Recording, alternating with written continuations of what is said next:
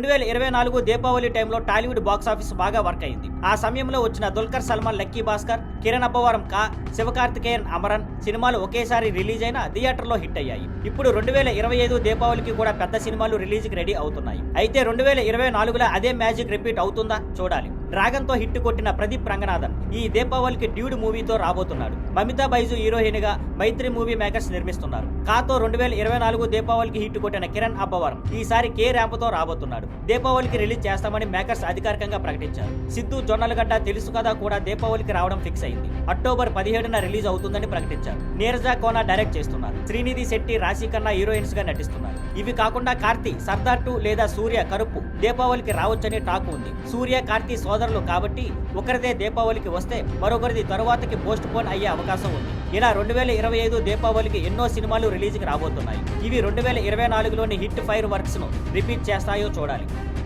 Thank you for watching. Please like, share and subscribe.